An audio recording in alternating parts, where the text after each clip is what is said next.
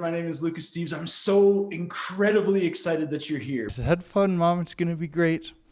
She left, and I set to work. I had set myself a deadline, and I was making a plan. The deadline was Christmas time, and the plan was to commit suicide.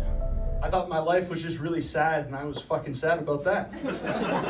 I plan to change your perspective on life simply by teaching you how to comb your hair with your bare hands. Oh, but really, I went to see my psychiatrist about 10 years ago, and I go sit down in his office. It's this dark, little, dingy place. See, I was nearing the end of a 10-year-long battle with depression, and I felt like I had lost. You, son, are struggling with depression. I said, "No, doc, I find it really easy." I went to doctors, therapists, psychiatrists, counselors. I took medication. I went to group therapy. Then he told me if I wanted it to go away, I have to stop doing drugs. He said, "Drugs are going to make it worse."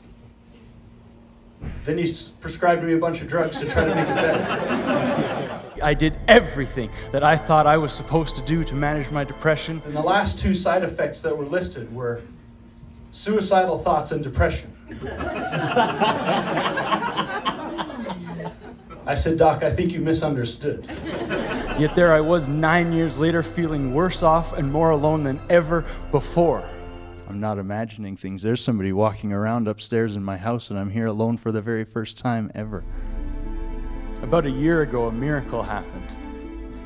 I had a small shift in perspective, and suddenly I stopped looking at my depression as the problem I was trying to solve, and I started seeing it for what it was, a symptom of the problem I was trying to solve.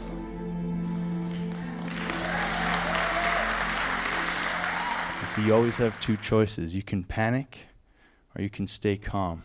So I went to school like that for like a week, and I got made fun of a lot, but I was pretty used to it because, well, you know, I'm me. We were not meant to have thousands of friends online and still not know who to call in a crisis. I want you to know that I'm very, very qualified to teach you how to comb your hair with your bare hands and to change your life by doing it.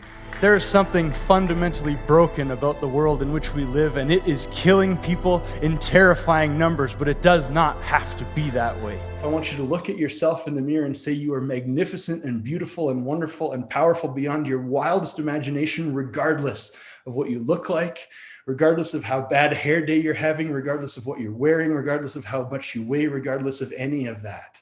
And that is the beautiful world in which I believe we all deserve to live. Thank you.